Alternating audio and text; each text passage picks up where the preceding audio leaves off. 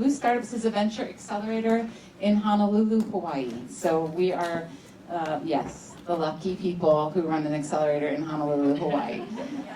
So it's myself, and David is our program manager. You've seen him up here working all the systems. And Maya Rogers, who I think just stepped out, is my business partner. We've been in business for 10 years now, almost 11. So as far as accelerators go, we're one of the oldest in the country, I think. That's probably true, actually. We've had 124 companies come through the program so far. We invest up to $250,000 into each company at this point. And we've had over $500 million in follow-on capital attracted to those companies after the program, and one IPO. That does not include the IPO, which was Volta Charging. So if you're familiar with that company. We have a huge mentor network. We are very, very fortunate to have over 200 mentors in our network. They are all over the world, and that is kind of what makes the wheels go round for the Blue Startups machine. All right, what do we focus on? A couple sectors. We do a lot of software, SaaS, sustainability, and then the other sector is travel technology, because we are in Hawaii, big tourism sector, makes sense for us to do travel tech. In terms of founders, Hawaii first. We are always looking for good Hawaii founders, but we also fund founders from outside the state. So we have both North America and Asia founders, as well as the Hawaii founders. We do really, really look for female-founded companies. We try to get at least 50% of our companies founded by women. I think 6 out of the 11 in this cohort have female founders. So very happy about that. And then our focus on East meets West. So we do have a focus on bringing in both Asian and West Coast kind of folks into Hawaii. I'm playing that role. There's Maya. I just introduced you and you weren't here. So Maya is with the Tetris company. They are one of our partners, which is also my partner at Blue Startups. And these are a couple of our other partners. Very, very important to have all these folks make this program work. So the Lupono Initiative, which is a nonprofit venture philanthropy group founded by Piero Midiar. And then we also have HTDC, so we receive support from the Hawaii state government, the Hawaii Technology Development Corporation. Jetro is our new partner, yay, Jetro. And Sundial, you'll hear from them in a little bit. They're another new partner for us. All right. And Wilson Sonsini, I should say. Thank you, Wilson Sonsini. Yes, this is their space. They are hooking us up today, as they always do, so big thanks to them. All right, our portfolio companies is just a snapshot of some of our companies. And we put on a big event that's a lot of fun called East Meets West every year, and you should come. It's March 14th and 15th, so mark your calendar and join us in Honolulu for this really, really great event, East Meets West. Okay, so that's Blue Startups. Next, we're going to hear from our companies from Cohort 15. You guys ready? Yeah. All right, they're ready now. They're like practicing, pitching, working so hard. Okay, so first up, Alex, Taltrics.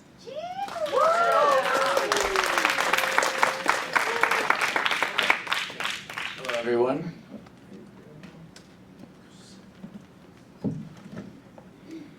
Okay, so thank you all for being here today, and thank you, Blue Startups, for this opportunity. I'm Alex Marshall, the CEO of Taltrics. Taltrics is an AI-driven resource management platform. What we do is empower leaders to matchmake experts in projects in real time.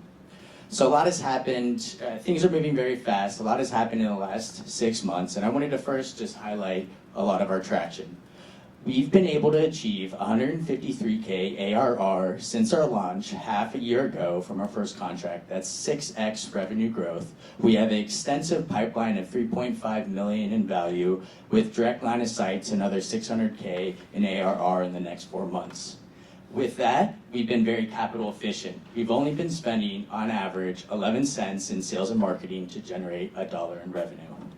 And finally, we have some exceptional and very excited investors behind us from our pre-seed round, and we were able to raise 1.3 million there. So now to talk to what we've done in order to achieve this level of activity. First, to set the stage. So you all are very familiar, of course. Any organization has a lot of work coming in. You know, these are projects, these are tasks on an ongoing basis that's coming in, and they have a workforce with limited resources, and people leaders and operation leaders today have that intricate task of ensuring that they're aligning the right people to the right work at the right time. And this becomes extremely complex with complex project portfolios. And this is essentially showing a single project for an advanced manufacturer that they're shifting their lines and their resources so that they're able to start doing an order, a $25 million order, over a 1-year period. Each of the dots on here represents a set of employees that needs to complete a specific task to get to the next stage. And you can imagine the complexity of figuring out, based off of skills, capacity, and so forth, who I should have working on what and when, especially when these folks are working across 10, 20 other projects at the same time, portfolio of 100 plus, and they're all at different timelines and so forth. And with that, the solution is actually broken today. It's essentially armies of analysts working in spreadsheets because the underlying tech is not solving for this. And this is obviously manual, it's inefficient, it's ineffective. And this is what Andy and I, my co-founder, saw firsthand at Genentech and me previously at the Pentagon before that, where we were building internal AI-driven solutions to help solve for parts of complex portfolio resourcing, and we realized essentially we could solve this with an end-to-end resource management platform with AI at the core. And so we started Taltrics, and what Taltrics does first off is we centralize the disparate project and workforce data in a single location, and then from there, all those dots that I was showing on that, the project timeline, those are sets of employees working on specific tasks. And so what we're doing is similar to what Amazon is doing when they're recommending products to you as a user based off of similar users and similar products. We're doing that with projects and employees. And we make this very streamlined, saving a lot of time for the operations leaders and improving the likelihood of success for projects. And next, we get them visibility down the line. So we have projections based off our algorithms, giving an idea of which projects there's going to be capacity or capability issues on months in advance, and then giving AI-driven recommendations for how they need to flow the talent in order to meet the needs tomorrow. And we've proven exceptional amount of impact thus far with our customers and continuously doing so with customers to come. So first, with streamlining this actual resource planning and that matchmaking process, we're able to save a lot of time in the project and for the leaders doing this. In addition, improving the likelihood of success for each of the tasks along the way so that they're able to actually achieve their project timelines in a faster pace. We save a lot of time, and in the end, we're able to improve margins for these organizations. And the market is massive and growing, estimated around $7 billion right now, serviceable market, and by 2030, $36 billion. So it's massive, and we're positioned very strategically here. Essentially, we are the ones focused on complex portfolios that are AI-driven. The legacy systems aren't solving for this, so we slot into those, and the other folks coming into the space, they're focused on more simple project portfolios. And taking this market, what we are doing in order to achieve our next goal of 2 million ARR in 18 months is first, of course, to realize our pipeline of 3.5 million. In addition to that, we're investing to scale up our sales team. And as well with that, we are doing a land and expand across functions within the organizations that we're selling into, as well with for outsourcing firms that we're working with, expanding across their client base. And finally, we have a couple partnerships, so with private equity firms, but as well with, we have a bunch of executives with an active referral program going. And with that, to actually to really accelerate our growth, to achieve the 2 million ARR in 18 months, we're raising a 3.5 million seed right now to invest in sales and product. We're actively raising right now and a lot of discussions with VCs, and let me know if you're interested in joining the Taltrics journey. Thank you. Good job, Alex. Okay, next up, Kevin with Chelle.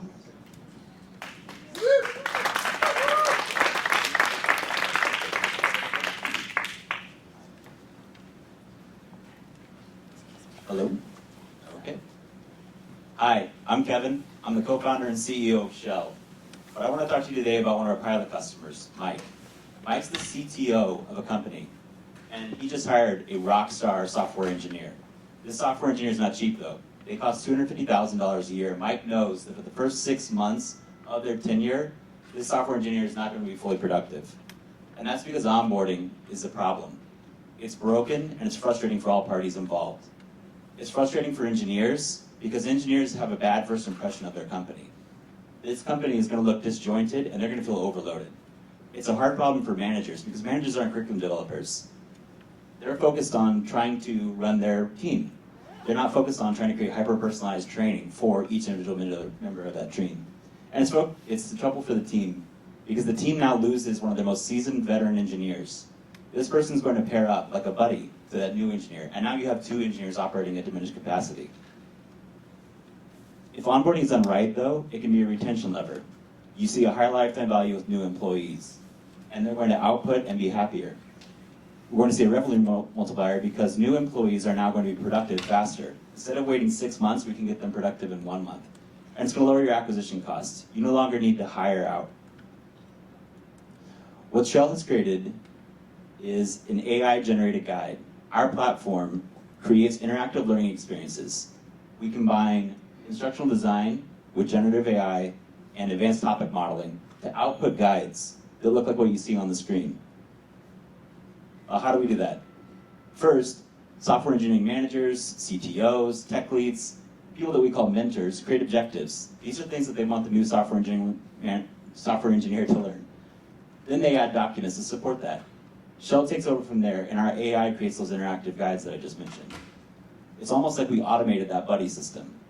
These guides support employees in what we call just-in-time enablement. We have competition in the space. Our 3 main competitors are companies like Trainual, a company that got acquired recently, is now part of Seismic, and then Whale. We see them more as kind of like LMS content systems. And then we have larger companies that are in HR everywhere spaces, like Bamboo HR or Trinet. Our market size is huge. We know that software engineers bounce on average every 16 months from job to job, and we anticipate that with 1 million software engineers jumping from job to job, we can capture $500 a year from each software engineer. Our team is made up of unique intersection of machine learning engineers who have a background in pedagogy and learning. We work at companies that support edtech like Udacity, General Assembly, Edmentum, as well as tech companies like Databricks. Our early traction shows strong design partners as well as a customer advisory board that we built out. We're projected to hit 15.9 million at the end of 5 years.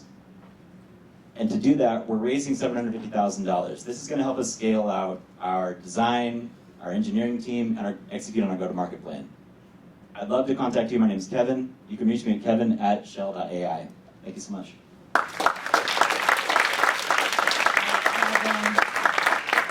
Good job. All right.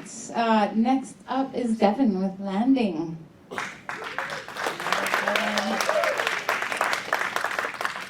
With her tea.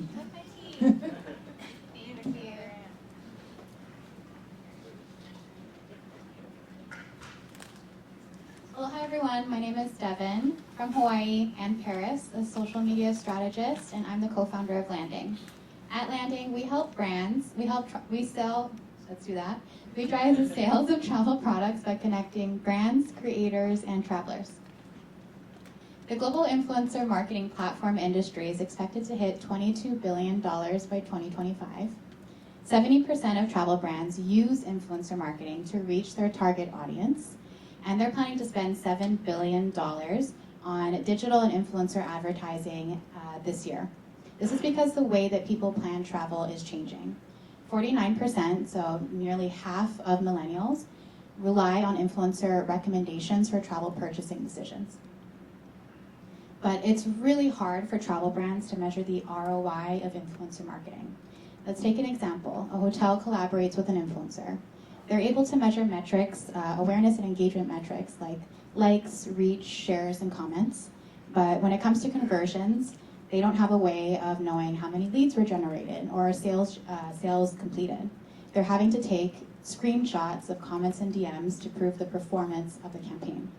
Affiliate programs are also a really important driver for travel brands, but it's a lot of work for creators to create content with the promise of just affiliate commissions alone. At Landng, we help travel brands land and measure high-impact influencer collaborations that convert into sales. Our end-to-end influencer marketing solution completes the current social media marketing funnel process by driving lead acquisition and affiliate sales through shoppable trip plans created by influencers. It works in 3 easy steps. So first, travelers are doing what they're already doing, sourcing inspiration and travel recommendations from influencers on platforms like Instagram. They're driven to their link in bio, their link in stories, which is where they arrive on Landng. And from here, they're able to seamlessly save and shop travel recommendations from influencers they trust. When they're interested in one of the items in the shoppable trip plan, they're then driven to the affiliate link of the product where they can shop things like, or they can buy things like a hotel room or a museum ticket. On the travel brand side of things, thanks to Landng's proprietary content format, they're able to now easily track and measure the ROI of influencer campaigns, such as total leads generated and revenue earned. This will work because we are driving value for every customer and user. From the brand perspective, we're helping them drive or increase lead generation through affiliate revenue through influencer collaborations. With creators, we're helping them confirm brand deals and monetize their content through affiliate sales. And for travelers, we're helping them discover itineraries from influencers they trust and shop their recommendations. We are the only platform that can measure organic conversion for travel brands thanks to our proprietary content format and trackable analytics. And one of our main competitors / future acquirers, manifesting that, LTK, recently valued at $2 billion. They are focused only on the direct-to-consumer space, but are leaders in creator-led commerce for primarily like fashion and retail brands. Our revenue model is B2B2C. We will generate revenue, SaaS revenue from travel brands using Landng as an influencer marketing tool, starting at $12,000 annual subscription. And as we scale our product and reach with travelers and influencers, we will be able to leverage our proprietary data and sell ad revenue.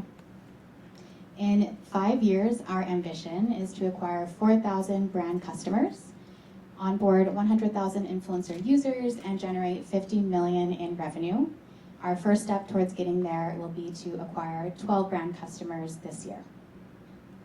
We've launched our MVP and are currently iterating in beta with our SaaS design partners, Orient Express of Accor, 180, which is an Omnicom agency, in key markets such as Paris and Hawaii. In Hawaii, we are also working with Tourism Board, Hawaii Visitors and Convention Bureau.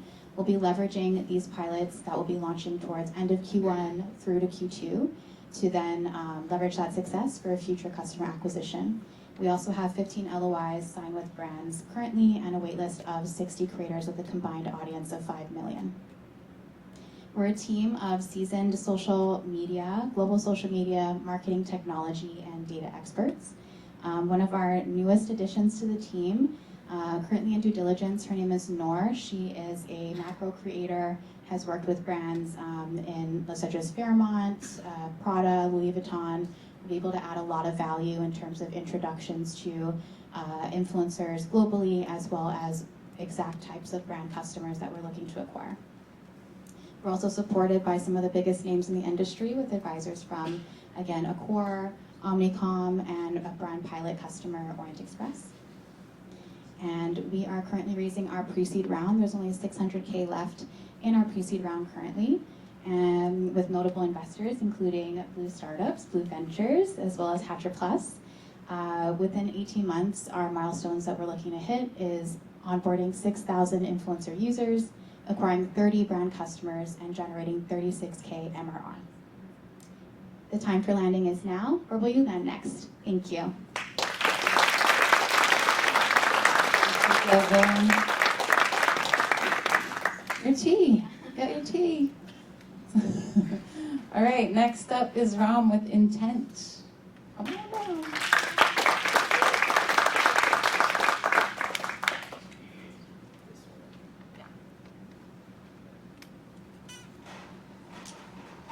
Welcome to the world of Intent, the next generation PDF that uses video and interactivity for detailed corporate documentation. This is me. My name is Romesh Jayawickrama. I'm the founder and CEO of Intent. I have over 25 years experience in banking and technology. I'm a second-time founder. My first startup, Origin, became the largest private equity deal platform in the world within 3 years of launch. And I'd like you to remember that name because it's very relevant for our GTM for this company. So Origin, I'll be returning back to Origin later on. Leadership, we've got two very senior veterans of software engineering and B2B sales. But let's get straight to the problem. What is the problem? Corporate document formats are 40 years old, and the world has changed significantly in those 4 decades. Nobody reads long documents anymore. That is not the way we consume information. So instead of creating this, which is archaic, but also incredibly time-consuming to put together, linear, text-heavy, and very, very hard to consume to the extent that it's not consumed anymore, we put all of this information into our format and we create with intent. Now, because I'm presenting on PDF, one of the archaic documents that I'm talking about, I can't show you the multimodal functionality of our product. I can't show you how the video, the audio, the text, the tables, the image, the charts synchronize together to present the material of the document. Because it's on PDF, I can't show you how interactive it is by opening up the Q&A panel on the bottom right-hand corner, where the reader can open up that panel and ask the author any question they want in real time, or any person from their team that they wish to discuss this document with. Such are the limitations of such archaic 40-year-old formats. But that's okay. That's why I'm here, because it's time for change.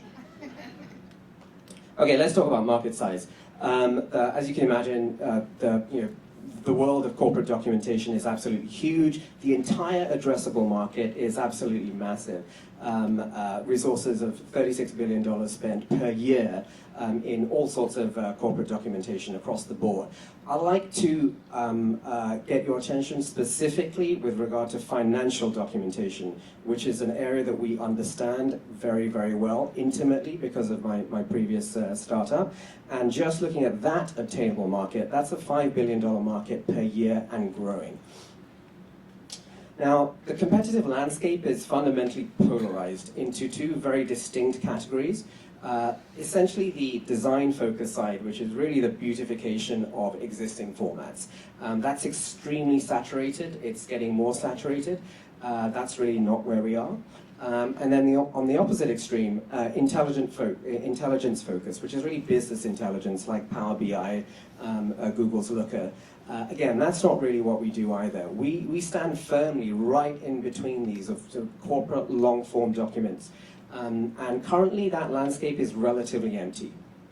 And that's where we reside.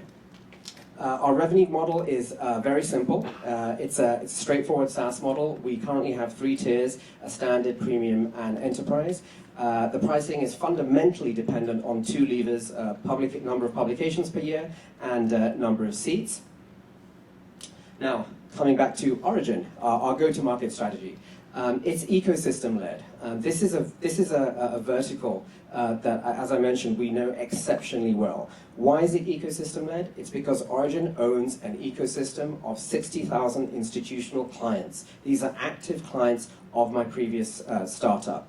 So we are using Origin as our channel sales partners to sell this product to that active base. Now, even looking further into the 60,000, just looking at one slither, one segment of 12,000 institutional advisory companies, that's who we're going to be focusing on first, and already have started focusing on them. To give you an idea of perspective, that's a $200 million market a year for us. That's a huge opportunity within a market that we know, within one slice of that market that we really know. Now, the traction we've got so far, this is working through some 6 design partners from that 12,000 vertical and their referrals. We have $295,000 of LOIs and current negotiations right now. I'm already leading discussions with much larger partners like Accenture, who want to bring us on board as commercial partners. And what's very exciting is multiple rounds of discussions with the London Stock Exchange, who actually heard about us at a conference and came to us saying that we need change, we need something better. And after going through many demos with multiple divisions, the head of primary issuance actually said they were amazed by Inttent, and they don't see any reason why all 1,800 companies listed on the LSE should not be using us on a regular basis. Thank you. Okay, why are we here? The ask. We're raising $1.5 million, and that will get us to $1.2 million in year 1 revenue and $3.7 million in year 2 revenue. I can also announce, as of today, Vector Partners has officially become our lead investors.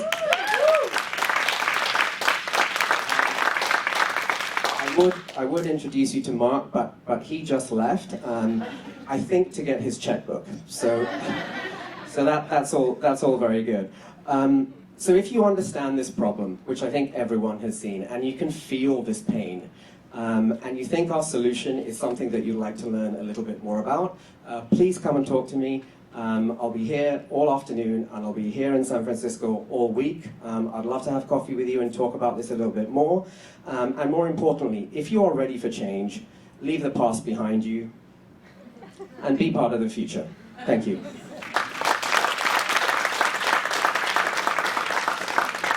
All right, there you go. Good job, Ram.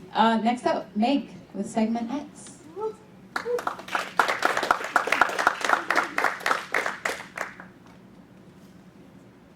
Aloha everybody, my name is Meg Hall, and today I am so excited to be telling you about Segment X.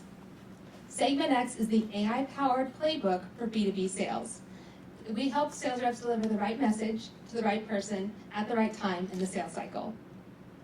So just to kind of help you guys reset, B2B sales, all B2B companies rely on sales reps to be able to push their business forward and drive revenue.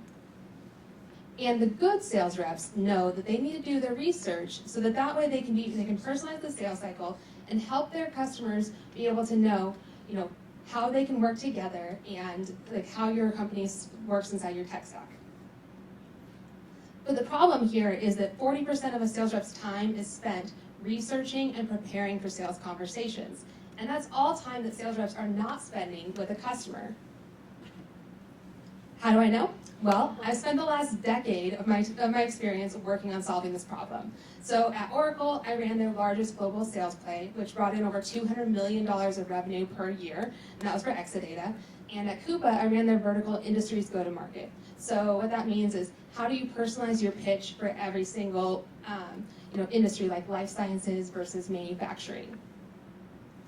And during this time, I realized that there was 26,000 combinations of industry, persona, region, and product. And that doesn't even include things like what's happening in that business, what's happening in the greater landscape. And so I thought, if we could use AI, this could be done both better and faster and more efficiently with AI. So what if account planning, instead of taking 5 hours, what if it took 5 minutes? Segment X is the next evolution of account planning.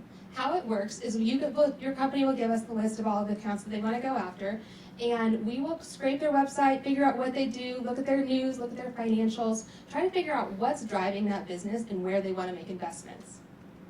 Then our AI engine will be able to try to create a point of view of why this business needs your business and how your two companies can work together. And then we find the people and the contact information and generate the call scripts and the PowerPoint presentations to go after that account, and ultimately things like proposals and value cases.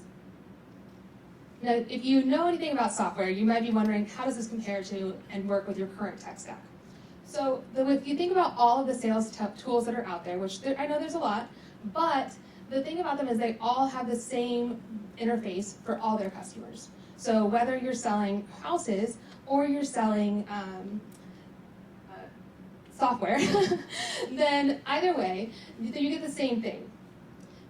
Compared to with Segment X, we're the missing messaging layer that integrates with your existing tech stack. We add in things like what your products you offer, what industries you're going after, what your customer stories are, and your brand. So we add that personalization layer in there. Let's look at a real-life customer example. Vastware is an enterprise-level invoicing software. And they've been trying to run this ABM campaign where they would lead prospecting with value. And so they've been trying to create this for the last 2 years, but they couldn't find a software vendor that could do this efficiently. And then they came across SegmentX. And so what we do is we'll help them create a separate strategic account plan for all of their largest accounts that they want to break into. And then the output that's created from our software is actually a 4-page PDF. And you notice that it has, the customer's logo on it, has custom images, it has AI messaging, it has the amount of money that they would save if they use Vastware. It has the right customer stories, it has the sales reps that are mapped to that account. And so this is, we're creating hundreds of these all at once. And it doesn't stop there. We also create things like slide presentations and co-selling documents and proposals. We've only been working on this business model for 4 months, and we already have 2 paying customers and over 30 open opportunities. And we're just getting started. It's a $106 billion market that's growing over 25% year over year. We're starting with the US and UK B2B software market, which is where I have the most contacts and I know the area the best. Today, I am honored and excited to be joined by 2 amazing co-founders. Michael, he has been in this, he's a full-stack engineer with over 15 years of experience and 3-time startup founder. Sweta, she was previously on my team at my last company, and just last week, she created over 1,000 account plans. And you guys already know me, but I also have my executive MBA, and I'm a 2-time founder. So we're currently raising $750K, and that will go towards product capabilities so that we can close those large accounts and those large deals, and our first sales and marketing hire. Our big goal is within 5 years to have over $1 million ARR and be a unicorn. So, if any of this sounds interesting to you, please shoot me an email. We're going to be here all week, and also if you have any portfolio companies, we also help private equity companies roll out this to their portfolios. Thank you.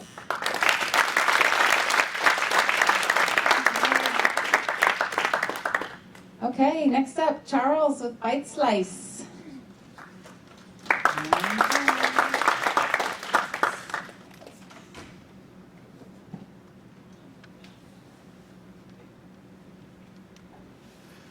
Hi everyone, I'm Charles. I'm the founder of BiteSlice. So a little about me before we jump into the company. I'm a multi-time founder, and one of the companies that I founded, we back in 2016 had an exit. I also had 3 other exits besides that as well. And this one, we grew it into a ComScore top 7 in the world. It's now called Raptive. So if you want to Google all that information, that's pretty cool. The reason why I bring this up is not just to provide credibility, but also to let you know that a lot of what we did, we're currently doing with BiteSlice, which makes me incredibly bullish BiteSlice, because in a sense, we're going to be doing this again for a little bit different client. Very, very exciting. So BiteSlice, let's jump in. We give passive income to content creators by licensing content and sharing ad revenue. So content creators, you guys know influencers, of course. This is my good friend Nash, a lot of epic content, big following, Katja, Ali, 2 million other influencers and content creators just like this in this follower range of 10,000 to 200,000 all have a very big issue. They are leaving a lot of money on the table. In fact, they don't make almost any money at all, contrary to popular belief. So the problem that we're solving is that 2 million have amazing high burnout rates. 2 million of these content creators, because they leave so much on the table every single month. They're constantly working, constantly creating, and unfortunately they're constantly exploited by a lot of the platforms that they post on. Not so much YouTube. I'm a big fan of YouTube. So we're going to be an advocate. We are an advocate for the growing influencer. And how we do this is we've created technology that it's an aggregation technology. It goes out to all the social media networks out there and brings in a copy of all the content legally, because we are representing them as their non-exclusive agent. We bring a copy of all that content and we host it on our own platform. We run advertising very simply, and we give 75% rev share back to the creator as passive income. We keep 25%. Now all they have to do is just connect their accounts, and we do the heavy lifting. It's 100% passive income, zero management. One-click monthly check. So how much money are we actually talking about here? Well, Nash, one of his pieces of content went viral on TikTok a little while ago, made about $300.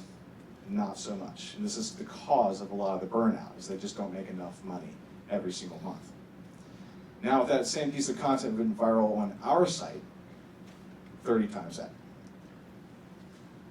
And this is why the ad tech company comes back into play, our GTM strategy, et cetera. It's because I have that secret sauce in order to pay almost 30 times what TikTok can pay with advertising. So our go-to-market strategy, we just launched in October 2023 and already have 90 creators on the platform with a total of 14 million followers, 53,000 media assets available to license, and we're using AI to actually take that content and extend it, able to make basically an automated blog for every piece of content that they have already created, aka a retirement plan for the creator. Our year 5 target, our CAC is $250. 5-year LTV, $17,000 per creator. So pretty epic margins right there. And this is just the advertising piece. Doesn't even include marketplace, eventual marketplace revenue, as well as licensing for premium versions for our AI integrations. Competition, biosites, beacons, Linktree, the Hootsuite as well. I think maybe Rob's in here. We'll talk about that soon. But we are not mutually exclusive, so we can be partners. We'll chat soon. Market size and growth, you know this very well, 16% year over year in a very big market, of course. And our team, very solid team. We have a small team of really talented engineers led by Dave Lane, our CTO, right back in the back. And investment, we are asking for $1.5 million. 80% of it will go towards marketing. It'll be a safe agreement, give us a runway of 18 months, of course. And we'd like to invite you to capture a bigger slice of the creator economy with me. That 1.5 million, we've already raised 33% of it in soft commitments. And we have an oversubscribed angel round already. So this is our next round pre-seed commitment. I'll be here all week. If you guys could scan the QR code if you're interested in meeting, that can give me, we can schedule Calendly link from that. So thank you guys so very much.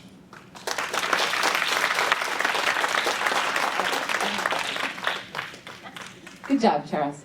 I was giving him a hard time earlier, thinking he wasn't going to make it in 5 minutes, but I think you did it. I think you did it. Good job.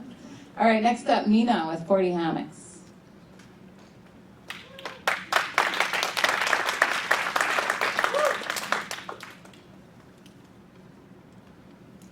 Hello. July 3 is a momentous day for Alex and Kim because 90 guests will be flying to Hawaii to join in celebrating their wedding.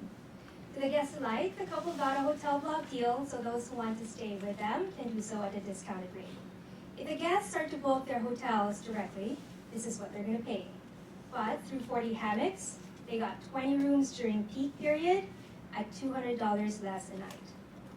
Now, Kim's Maid of Honor saw what a great deal group rates are, that they also want to get a group block for Kim's bachelorette party at Bottle Rock. Imagine getting their favorite luxury resort that charges this much for 27% less on the nightly rate, plus an additional 50% discount on the daily destination fee. But they only need 8 rooms, and the hotel requires at least 10 rooms to give this discount. So, unfortunately for them, they'll have to book it at retail price, because smaller groups such as Kim's are currently invisible to the hotels. Sorry. Are currently invisible to the hotels as well as the booking platforms. Where can travelers of different group sizes find discounted hotel group rates? Well, with 40 Hammocks, we will make it possible not only for larger groups to access discounted rates, but as well as smaller groups to access discounts to hotels that are only available to these larger groups. How do we do that? Well, today we have a group trip planning app that allows groups that needs 10 rooms or more to search for hotels, request for RFPs, and book hotel group blocks directly with the hotel. We will leverage this direct hotel partnerships along as we grow further in development with our AI-enabled technology. We will be able to aggregate the small groups so that they can collectively enjoy low rates. There are 130,000 people attending Bottle Rock each year. There are many smaller groups attending Bottle Rock each year. So smaller groups such as Kim's will be able to find other groups to pair with. We don't only provide value to our group travelers, but to our hotel partners as well. And with that, the hotels pay us 10 to 12% in commission. This is what we can make for an average size group that meets a 10-room minimum. By tapping into the smaller group segment, we can make even more.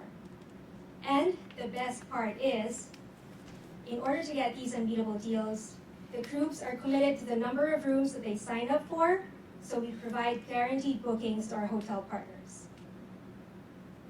To give you a sense of what we can make from each market that we're targeting, there are 2 million weddings each year in the US alone. 2 million. If you only get a small fraction of that market, we can make hundreds of thousands of dollars. Now, how many bachelor and bachelorette parties will come from that 2 million weddings? That's another part of our milestone celebration segment. We're also targeting the experience economy, those groups traveling to attend festivals, retreats, and other major events. And then there are companies sending their customers and high-performing employees at incentive trips. But our target is global. In fact, we're already in talks with hotels from Mexico who are waiting for our app to be available at their destination. In 5 years, we will be across the United States, and we will be expanding internationally, starting from Mexico to the Caribbean. We will generate $50 million in hotel group commission alone, plus an additional $30 million from group dining, group activities, and group air, all part of this group travel marketplace. Since launching our MVP, we've already put under contract $70,000 in hotel commission revenue. We have 25% in customer conversion rate, better than our competitors. We're generating leads through word of mouth, and from 50 hotels in Hawaii, we're expanding to hundreds more in different destinations across the country.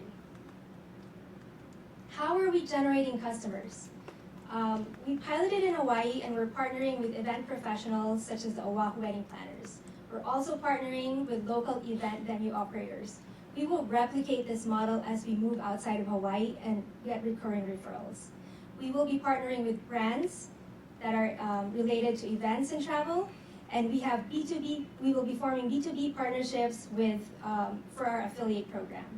But most of all, we want to be in front of hundreds of thousands of these attendees, where many groups plan their trips around these events. Hello again, my name is Mina, and I'm the CEO. I'm a destination event expert from Hawaii, and I've worked with hundreds of groups who've traveled to our islands to celebrate a milestone event. Together with our technical co-founder, formerly from Groupon, Sebastian, and Kim, who's also a successful founder of 2 group travel companies and exited, along with our seasoned advisors in the travel and lifestyle field, we formed the most powerhouse team. Our team is so passionate about 40 Hammocks that we've not only invested our time, but also our own resources in launching this product and proving the concept. Today, we invite you to join us in capturing these ignored pieces of business and turn them into revenue.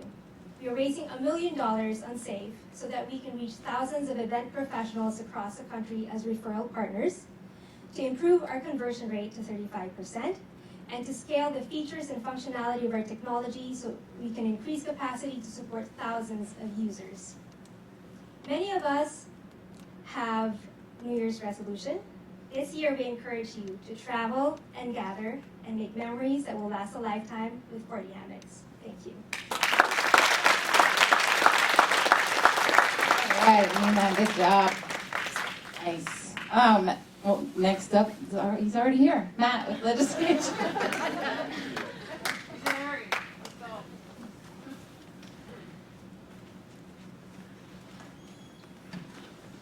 Hi everyone, my name is Matt Popovich. I'm the CEO of LegislatureAI. It's a legislation tracker that alerts you to risks and opportunities in state and local government bills that other products miss.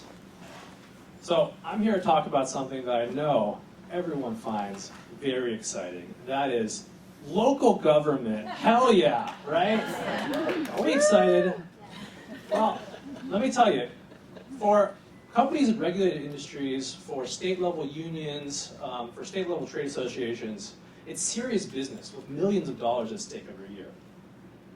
The problem is that for policy directors of these organizations, they have to track thousands of bills a year across state and local government.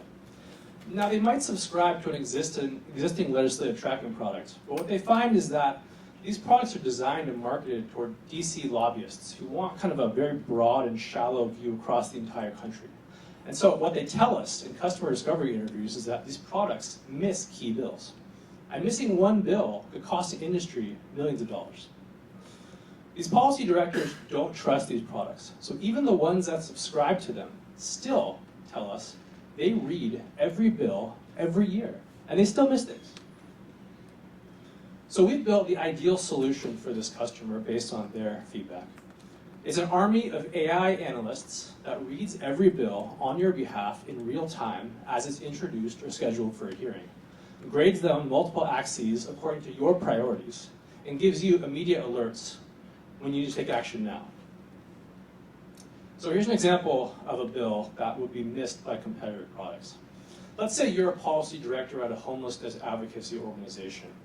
You want to find bills relevant to your priorities. This is a real bill in the Honolulu Council that would levy fines for taking shopping carts off of grocery store premises. Well, if you didn't put shopping cart into your list of keywords to match, you might miss this bill. Our AI system picks it up immediately, makes that connection. So that's our value proposition. Never risk missing a bill that could cost your industry millions. We just launched our MVP late last year. We're starting to see a lot of traction now the legislative session is starting. Started today in Hawaii, actually. Last week we signed our first customer at the 5,000 ARR price point. We have another customer who is getting board approval right now for 10,000 a year. We're in talks with a major media group in Hawaii for a partnership. And we have over 200,000 more ARR in our sales funnel we're looking to close in the next 3 months. And that's just in Hawaii. We also recently expanded into the Bay Area as we're moving to cover all of California. So our competition, like I mentioned before, all of these folks, they share this limitation that they're marketed towards DC lobbyists who really want to know, like, the second the word soda tax appears on any city council bill nationwide, because they represent Coca-Cola, right? They do this kind of broad but very shallow keyword matching analysis that misses bills that these state and local folks care about. So this is our team. I am an ex-Amazon software engineer. I was also the second engineering hire at a survey research startup, Morning Consult in DC, where I helped to build out the SaaS platform that brought us to a $1 billion unicorn. My chief research officer, Ruben Kuiper, is a machine learning PhD who's building out the infrastructure to scale right now. And we recently, in the last couple of weeks, brought on a sales and political advisor, Shingai, who is well connected in Hawaii politics and helping us to land customers right now. So across the country, there's over 5 million corporations and regulated industries, and there's over 1 million nonprofits and subjects with policy or advocacy focus. At $7,500 a year, that would be over $40 billion TAM. So our go-to-market is to target these organizations that have a specific focus on one state, starting with Hawaii, moving into California, and launch state by state, getting customers as we go. We're focusing on warm intros to executive directors of these organizations and the heads of government affairs of these organizations. And we're looking at one-year contracts from 5 to 10K each. So we're raising a $750K pre-seed round to extend our runway out 18 months, expand to 15 states and 300 customers, which will be a $2.25 million ARR. So I hope you'll partner with us in democratizing access to our democracy. Thank you. Thank you, Matt. And we are very excited about local government. All right, next up, Rana with Randevu.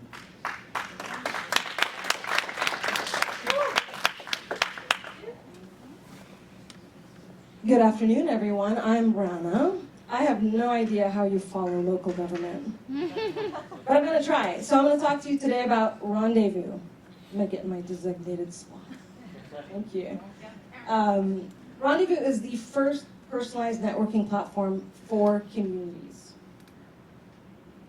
Some of you may have heard of these communities, but there's been an 89% increase in people joining these organizations.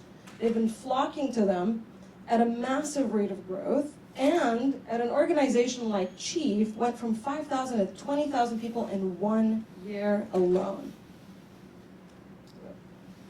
There we go. However, shockingly, 50% is the average annual attrition rate at most of these organizations. Why? As we've spent the time researching this, we found and learned from them directly and the members that that's because there is not an easy way for people to get the value that they signed up for. When you sign up to an organization, the number one reason you join is for the other people. And there is no clear way for those one-to-one relationships to get developed and to connect. And that's why we created Randevu. So Randevu actually is aimed for those communities to help them retain, engage, and unlock revenue for those organizations. And this is a massive market. It's $214.8 billion. Paid communities are some of the ones that I mentioned on the previous screen, like workspaces and professional networking organizations. But there's also interest-based ones, like alumni organizations, not to mention employer and company-based ones, like the 36 employee groups at Google, representing 35,000 people. So let me introduce my co-founder and myself a little bit more to tell you why we are going to tackle this problem and make something great out of it. Sophie Vu, over there, taking pictures, is a born and raised San Franciscan. So you can imagine that she has actually been raised on startup life and growing businesses, which is true. So going from being employee 100 at Google to I think 4 merging technology companies, taking them into the leadership quadrant. She is a go-to-market guru. Myself, I spent over 25 years in product. I'm an engineer by background. It's amazing I could walk up here by myself. But I love to build businesses, and I've done this on 3 continents. I've taken multiple 1.0 products, built 1.0 products, and taken them to over pretty much all the Fortune 1000 companies. But on either side of acquisition, I live and breathe the B2B business. But what is the alternative to Randevu? Well, guess what? We joined Chief, the 2 of us, We spent cumulatively for a year about $15,800. Shockingly, don't tell anyone how much money I spent on this. But more importantly, we're actually fairly, socially versed people that have been around the business world and been around group situations, and we still had to fight tooth and nail to get to develop this connection that turned into this relationship that started this company. We spent over 200 hours together, multiple ways of communicating, just so that we can actually create this relationship. So how does it work? It's for the communities. So communities have the membership list, and they pour a lot of their money and resource into the curation of events and gathering these people. This is where we start. So in connecting all of that, what we do for the members is once an organization takes on Randevu, they can offer it to their members with this beautifully designed app. We can intake their preferences and boundaries and topical things, information from the particular organization. We propose mutual suggestions. Yes, there's a lot of data science that happens in the background.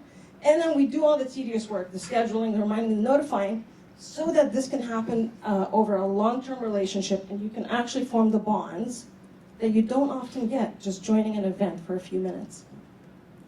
Where we are as a company?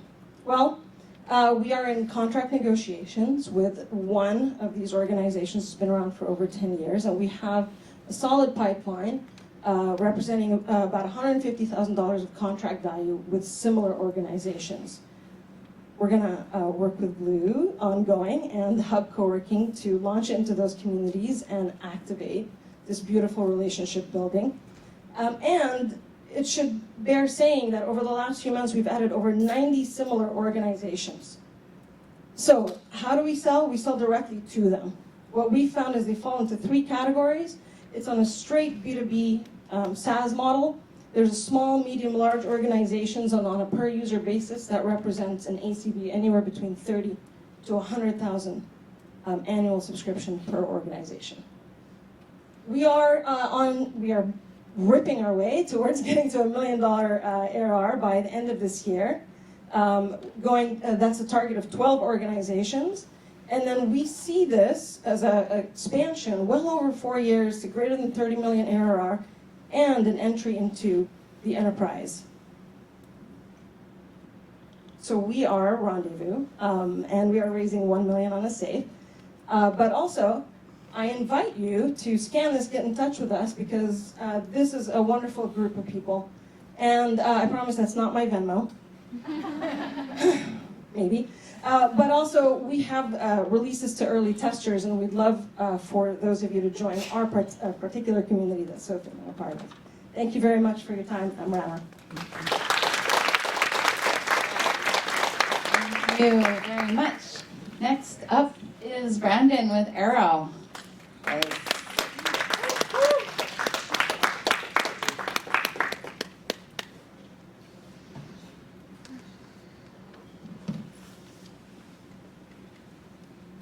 Hello everyone, my name is Brandon Pulice. I'm the CEO of Arrowe. And Arrowe is a highly secure file transfer app that uses hack-resistant data channels to keep confidential information off the cloud.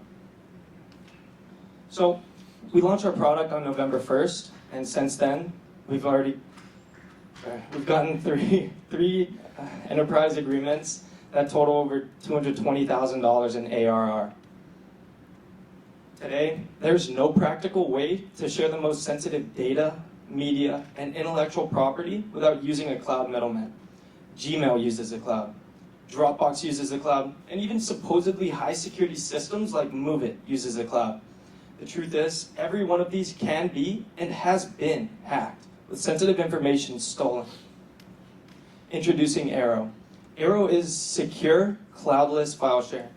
Arrowe's unique in that we provide direct peer-to-peer file transfer that's fully encrypted, and most importantly, there's no cloud middleman, meaning there's no files to be stolen. And by the way, it's 8 times faster than using cloud services. So cyber attacks are a $10 trillion problem, and 60% of all data breaches are cloud-based hacks. We eliminate all of that risk. We're simple to use, And again, we're 8 times faster than the cloud. So how does it work? You share the link with your peers, kind of like a Zoom link, and then both parties jump into a temporary data room to simultaneously exchange files. And when you leave the room, your data leaves with you. What's it cost? Retail pricing starts at $10 to $20 a month, and where our focus really is on the enterprise side, where we're getting $5,000 a month and up. That gives access to audit trails, role-based access control, and other customizations. So we've seen strong initial interest from a handful of companies. For military and defense, Global Tech has signed a $120,000 per year LOI. Also in government, we're currently working with the CCO of a state pension fund, and in their own words, they need Arrowe because they constantly have data in motion and need to make sure it stays private. For financial institutions, we're working with the Chief Information Security Officer of both Hawaii State Federal Credit Union and Aloha Pacific Federal Credit Union, so they can maintain the security around their customers' private identification information. Hawaii State Federal Credit Union signed a 2-year, $60,000 per year LOI, and in supply chain finance, we're working with Prime Revenue, who accepted a 2-year, $20,000 per year offer. Plus, we see substantial use cases in the software, hardware, and media industries. The secure file transfer market is $20 billion and growing, so we have a lot of potential for growth. Why can't other companies do this? Well, it's surprisingly hard. In order to do cloudless file transfer over the web, requires leveraging an innovative tech stack, and some of the pieces are only 4 years old. We recognize that copycats might appear, and if we're successful, it's even more likely. But we feel pretty confident that we have a 2-year head start. So far, our go-to-market strategy has been direct sales to chief information security officers, and we're planning to start attending cybersecurity conferences to get in direct contact with them. So far, our customers that we're talking to will be using our product for external file transfers to their vendors and customers. And every time that external user uses our platform, they get exposure to our brand and our value proposition. And I'd be shocked if we don't get some inbound interest from that. One of the things I'm most proud about is how strong our team is. For example, our Chief Technology Officer, Adam Paulin, who's also the visionary behind the product, has been a full-stack developer for almost a decade and has extensive experience in building custom software for startups and banks. We've built an expert advisory board, but one advisor in particular, Ben Mendez, the CISO of Hawaii State Federal Credit Union, has agreed to do a speaking circuit around the country to get other financial institutions and credit unions on board. So where are we today? Our product is live with paying users, and we're hoping to close $20,000 in ARR this month. We have close to $1 million in our pipeline, and that consists of 2 credit unions, a defense contractor, and a state pension fund. What are we raising?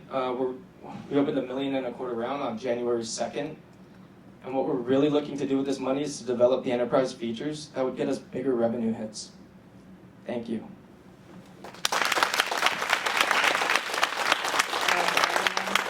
You made it. You did fine. So nervous. Okay. I want to invite my friend Jay up here because we're going to introduce our next company. But first, I want to introduce our new partner, Sundial Foundation, that I'm also very proud to be a part of. And this is a new partnership for Blue Startups, and we're really excited to work with this new venture philanthropy group. So Jay, come tell us a little bit about Sundial. I can get this party started better. All right. Hello, everybody. Aloha, konnichiwa. Welcome to San Francisco for those non-local people. My name is Jay Onda. The director at Marubeni Ventures, but a co-founding member of the Sundial Foundation. The Sundial Foundation is a 501c3, or a nonprofit, and we are a venture philanthropy. Our mission is to support founders who are solving for what we call our 4 E's, around equity, education, employment, and environment. We too are very much a startup, but we are trying to make waves and do really amazing things with amazing people. And so the reason why I'm up here is we had a collaboration with Blue Startups, and we were able to support an amazing founder, a founding team, Jennifer and Sabrine, who is not here. Is she here? Okay. To join this program. And so without further ado, I'd like to invite Jennifer to present Travaras.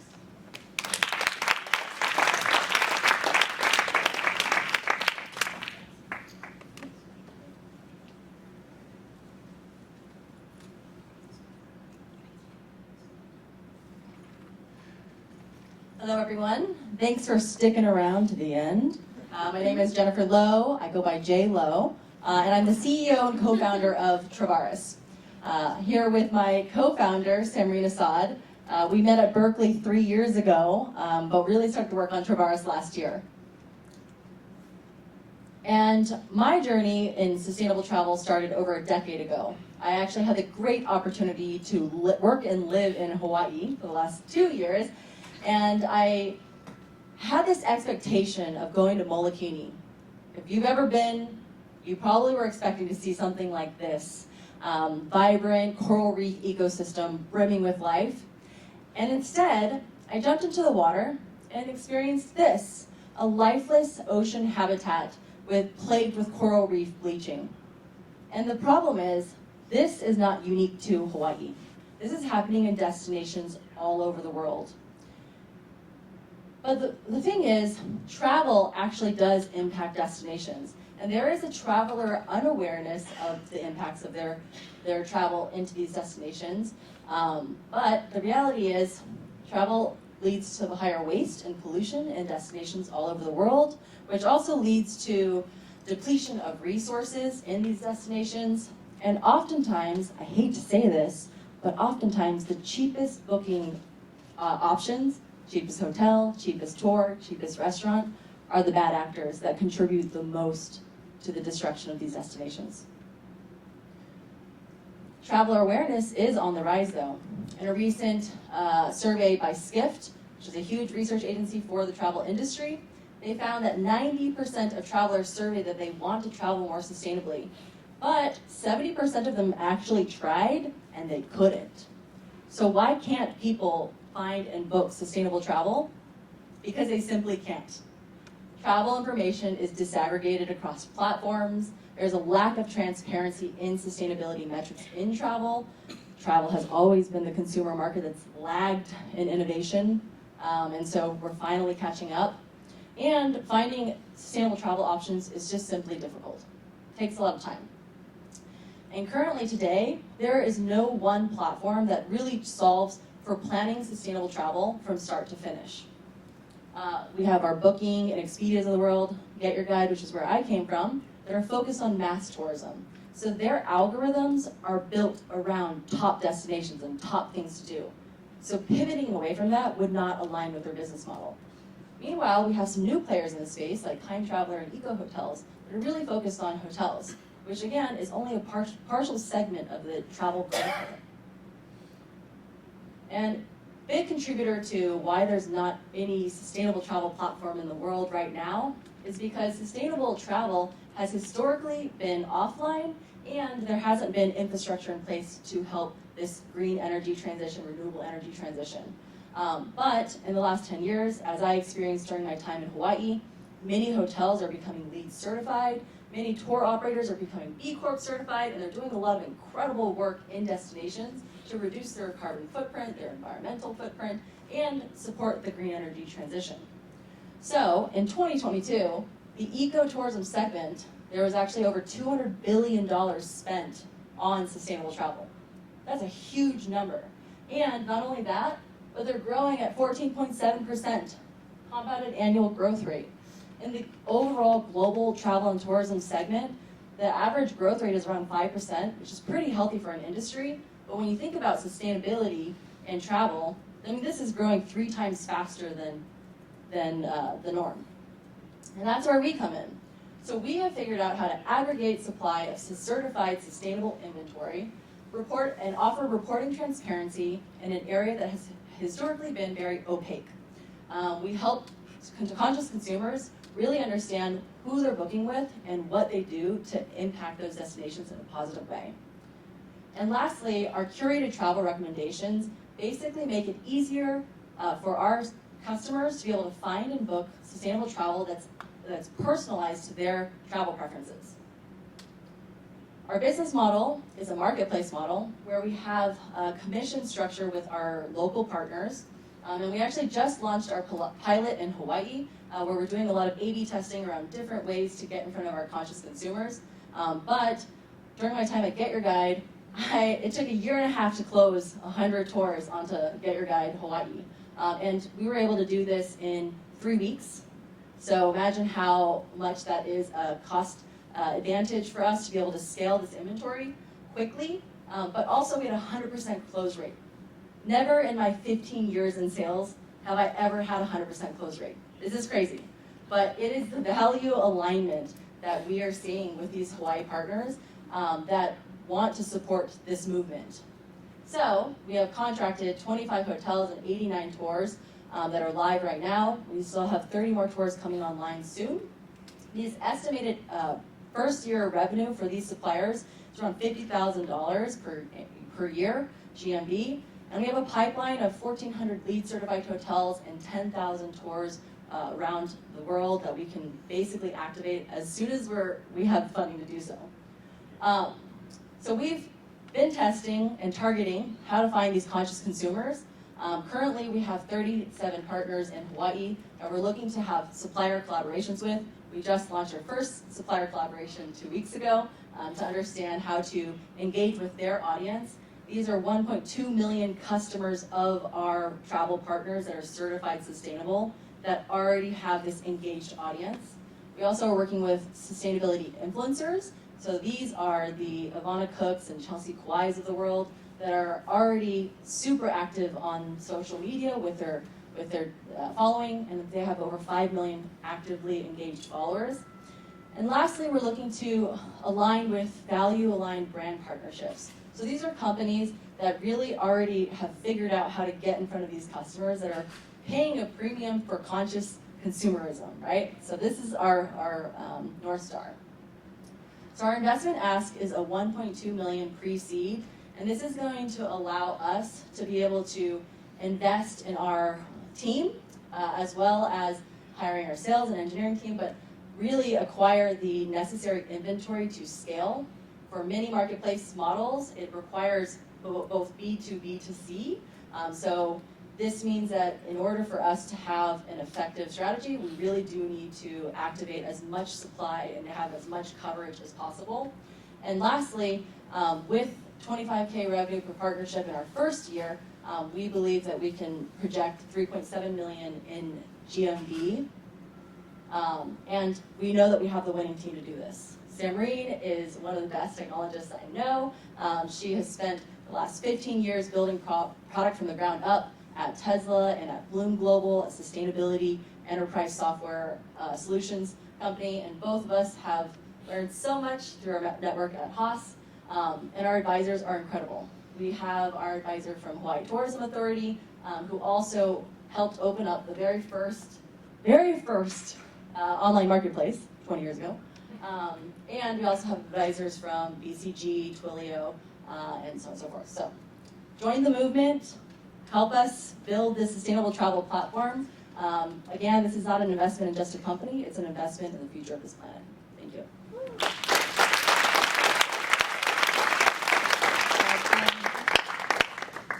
All right, we're almost there, kids. Thank you so much for hanging in there. I know this is a lot of companies. It's a total of 18 companies that we're hearing today, so really appreciate all your attention. So last but not least, Al with Celitech. He's an alumni company from Cohort 13, here to give us an update on all the great progress he's made with Celitech. Hi guys, excited to be here. Al Faris, founder and CEO of Celitech, and I'm here to share an update on what we've been doing over the past year. So to begin with, the problem we're trying to solve, 70% of international travelers turn off their data roaming because it's pricey and don't get a local SIM card because it's inconvenient. So we created a cellular data platform for travel companies to help them offer connectivity to their travelers while booking their trips.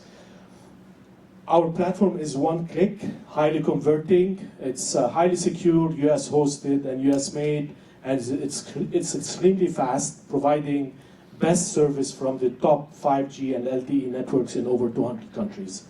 And it saves the traveler over 80% on roaming, while helping them, while helping our partners obviously make money on this.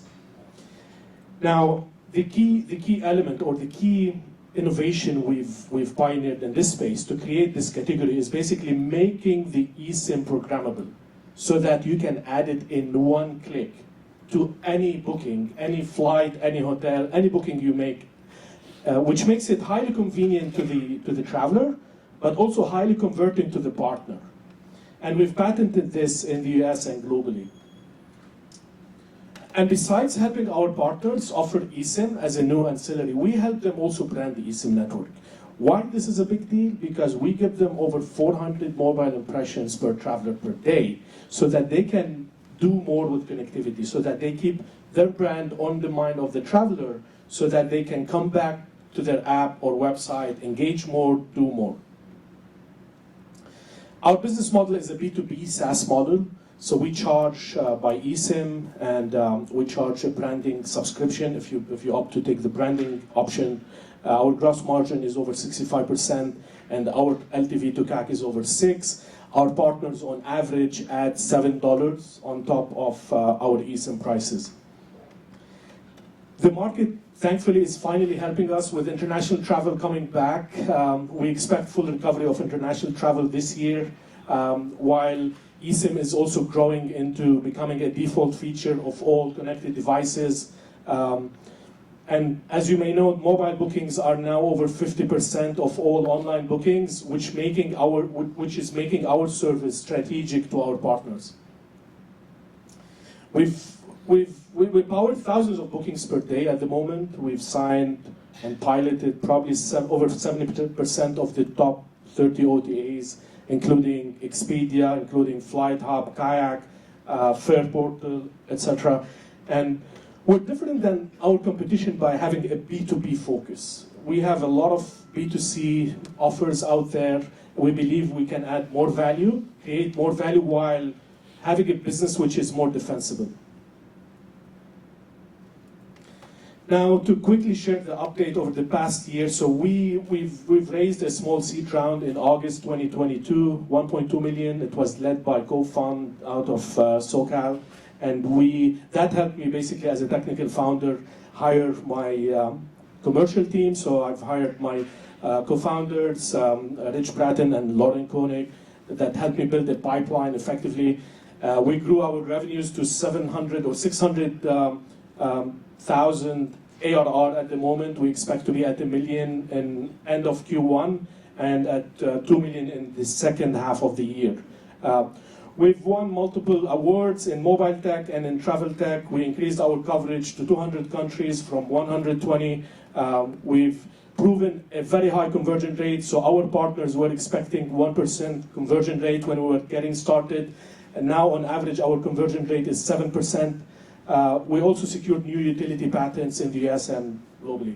Now, we also had coverage by key travel tech journalists, and I'll illustrate a little bit about that. So when it comes to the team, I'm the founder and the techie in the team. I come from a telco background.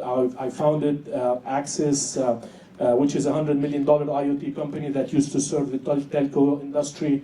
My co-founders, Rich Bratton and Lauren Koenig, are the travel experts and the commercial experts.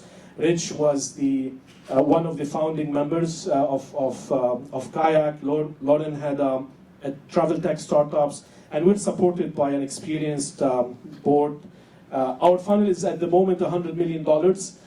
We're expecting to double this by the second half of the year. We have over 50 airlines in the pipeline. That was a big surprise to us. We expect to close our first airline in Q1. I'm going on a cruise next week, basically to launch a pilot with MSC. We started seeing traction in terms of inbound traffic coming to us. We're not pushing the product much to the market because what we did so far has proven that this is a proven ancillary to the market. Now, when it comes to the love we get from the partners, we just finished a pilot with Expedia Group. We're expecting to take them live in Q2. Kayak has been a great partner. They're already live, and they're helping us with their airlines. And we've won tons of awards over the past year, and we're expecting, I mean, we had some good media coverage as well. Christopher Elliott is the senior travel tech journalist that ran an investigation on what we're doing with Kayak, and he actually talked to Kayak travelers in so many countries before writing this piece. And I'm here basically to, because we're considering to raise a small round to augment our seed. It's an optional round, we may do it, may not, but we're heading to a Series A in Q4, and we want to be more aggressive. So initially we thought of doing 8 million in Series A. We might do 20 actually, because one of our B2C competitors did 60. So we believe we have a better model, and if you're interested in the current round, I'll be happy to talk to you after this. If not, I'll be happy to give you an update in Q4. Thank you so much. Wow. Huge progress. Awesome.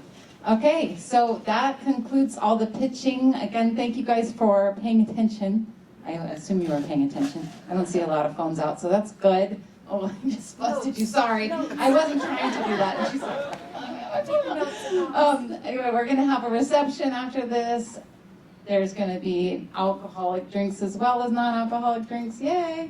And we're going to have an L&L barbecue. If you're not familiar with that, that is Hawaiian food-ish, kind of. It's the best we can do in San Francisco with Hawaiian food. So please stick around and talk to the companies and give them money and have fun.